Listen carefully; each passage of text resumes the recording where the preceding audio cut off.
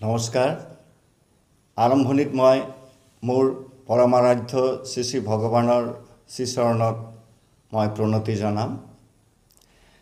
সচ্চিদানন্দৰূপায় বিশ্ব উৎপাদ হেতবে তাপত্ৰয় বিনাশায় শ্ৰী ভগৱানায়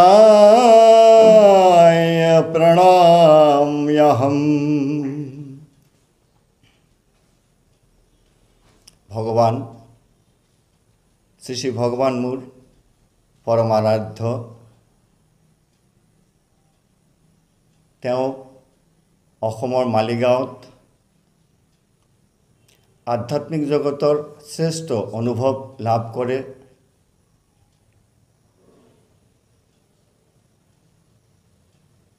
তাৰপিছত তেওঁ অনুভৱ লৈ নিজে অকলে বহি থকা নাই, তেওঁ মানুহৰ মাজত এই আধ্যাত্মিক অনুভৱ বিলাই দিয়াৰ চেষ্টা কৰিছে। গোটেই জীৱন ধৰি এটা উশাহ তেওঁ নিজৰ কাৰণে লোৱা নাই। বিশ্ব জগতৰ মংগলৰ কাৰণে,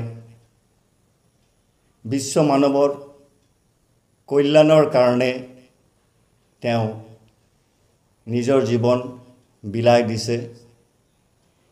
এতিয়া কিবা এটা বস্তু লাভ কৰিলে সেই বস্তু থবলৈ এটা ভাণ্ড লাগে।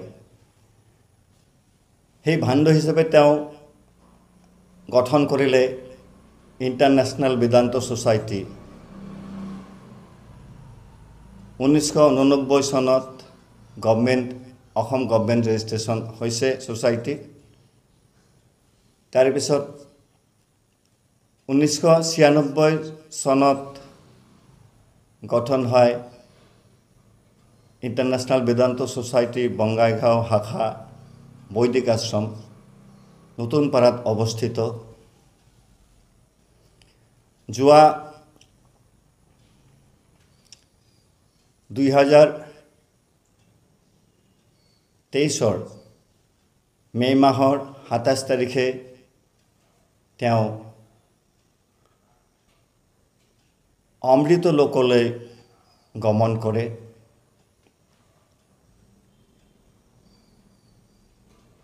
দুই 2024 মে' মাহৰ 27 তাৰিখে তেওঁৰ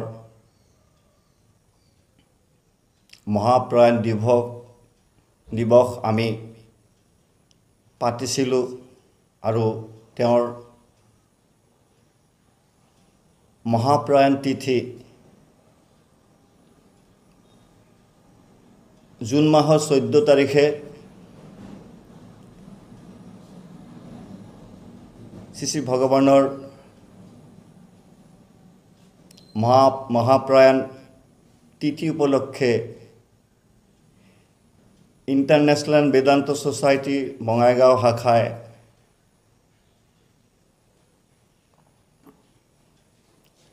এটা আধ্যাত্মিক অনুষ্ঠানৰ আয়োজন কৰিছে।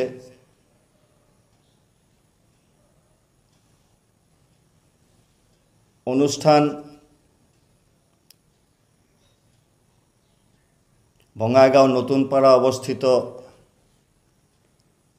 আম্বেদকাৰ প্ৰেক্ষাগৃহত আমি পাতিম। গতিকে মই স্বামী ৰামানন্দ ইণ্টাৰনেশ্যনেল বেদান্ত ছ'চাইটিৰ ফালৰ পৰা মই সমূহ বঙাইগাঁও ৰাইজক বিনম্ৰ আহ্বান জনাইছোঁ, আপোনালোকে এই অনুষ্ঠানত উপস্থিত থাকি এই অনুষ্ঠানক সাফল্যমণ্ডিত কৰি তোলক। জয় ভগৱান। নমস্কাৰ।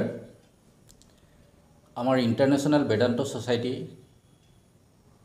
বৈদিক আশ্ৰম বঙাইগাঁৱত নতুনপাৰাত অৱস্থিত আৰু ইয়াতেই আমাৰ শ্ৰী শ্ৰী ভগৱানৰ মহাপ্ৰয়াণ যিটো তিৰোভাৱ তিথি, সেই তিৰোভাৱ তিথি পালন কৰিবলৈ আমাৰ বঙাইগাঁৱত আশ্ৰমত বৈদিক আশ্ৰমত অনুষ্ঠিত কৰা হ'ব আৰু এই অনুষ্ঠানত সকলো ভক্তবান ৰাইজক আমি উপস্থিত থকাৰ বাবে আমন্ত্ৰণ জনাইছোঁ যাতে সকলো ৰাইজেই আহি আমাৰ এই ভগৱানৰ সকলো কাৰ্যসূচীতে অংশগ্ৰহণ কৰে আৰু এই কাৰ্যসূচী হিচাপে নতুনপাৰাৰ বৈদিক আশ্ৰমত ৰাতিপুৱা 10 বজাৰ পৰা 12 বজালৈ এই অনুষ্ঠান চলিব আৰু সন্ধিয়া আম্বেদকাৰ হল আমাৰ নতুনপাৰাত যিটো আম্বেদকাৰ হল আছে এই আম্বেদকাৰ হলত এক দিব্য সন্ধিয়াৰ আয়োজন কৰা হৈছে আৰু এই দিব্য সন্ধিয়াত সকলো ৰাইজকে আমি উপস্থিত থকাৰ বাবে আহ্বান জনাইছোঁ যাতে সকলো ৰাইজে উপস্থিত হৈ আমাৰ এই দিব্য সন্ধিয়াৰ শ্ৰী শ্ৰী ভগৱানৰ অমৃত বাণীৰে সকলোৱে মুগ্ধ হয় তাৰ বাবে আমি সকলো ৰাইজকে অনুৰোধ জনাইছোঁ ধন্যবাদ।